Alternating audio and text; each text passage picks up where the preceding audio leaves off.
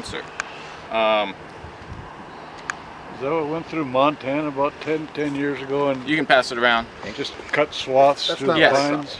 Yeah, that's the smallest of the bark beetles. It's about the 1/8 of an inch long. The biggest local one you have is double the size, 1/4 inch long. That's specifically called the pine engraver beetle. Its cousin, the western pine beetle, that probably killed this tree, not this guy. One thing about bark beetles, what do they eat? They eat the new growth, don't they? New growth, that's a good answer. Are they underneath? They're underneath the bark. Underneath the bark. And they're actually very picky eaters. A lot of people say, yeah, they eat the cambium. And what's in the cambium layer? The living tissue around the bark of the tree. Sugar. Sugar. Beetles specifically eat sugar. A lot of people think they eat bark. And when I work with kids, I say, we're scientists. We gotta be more specific with the terms. They specifically eat the sugar layer under the bark. Okay, so we gotta be very specific here with this critter. Now, if I take sugar, take a little wild yeast from the air, sit back and wait, what do I get? Bourbon. Alcohol. Beetles. How'd you know that?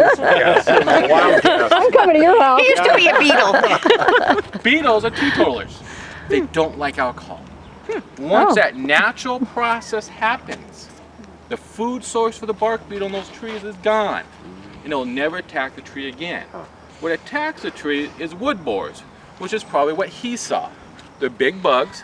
90% of the people, when I ask how big the beetle are, they tell me that answer, because what you guys see when you go into your dead wood is a big bug. So your logic is sound, is that's what you find in your dead wood, the wood borers. So most people assume it's the bark beetle. Sound logic on that. But they are native to the ecosystem. In a lot of areas, they've wiped out hundreds of thousands of acres of trees. Yeah. I believe in Montana it was the Doug fir beetle.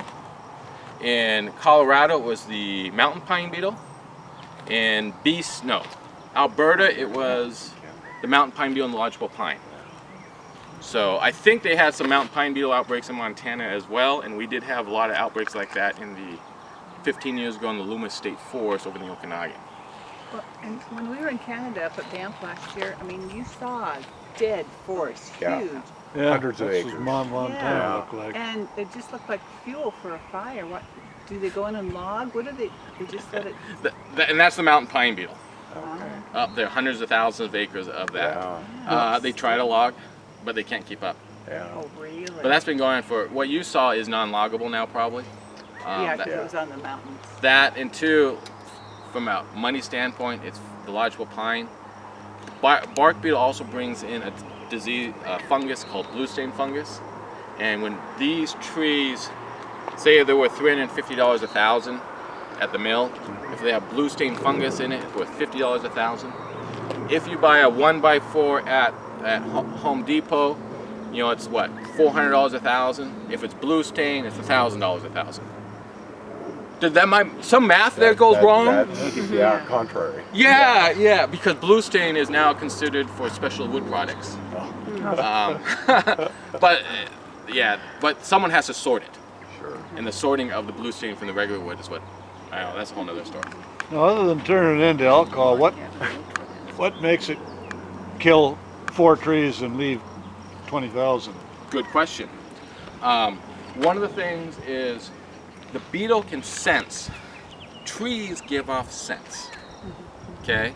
And some of the scent is based on how stressed they are, how much sugar they're producing. Alpha pinene is one of those scents. Don't ask me exactly what alpha pinene is, but it's a classified scent coming from trees. Pheromone. What? Pheromones. Yeah, pheromones, exactly. And anyone know what a pheromone is? It's communicating through scent. You guys experience every day when someone's cooking and you go, that made me hungry. Okay, that's communicating through pheromones. Okay, and the bark beetle, trees give off scent. The beetle can sense it and say, all right, this tree is a little more stressed and I'm going to attack it. And mama or father, depending on the species, will attack it. And if they're successful, they release that pheromone that attracts more bark beetles. So that it's purposeful attacks. And so they don't attack every tree here, because one of the things, trees have a defense. You drill a hole in a tree, what comes out? Sap or pitch? Sap.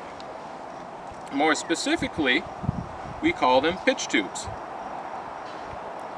And I have fat thumbs today. And I can't.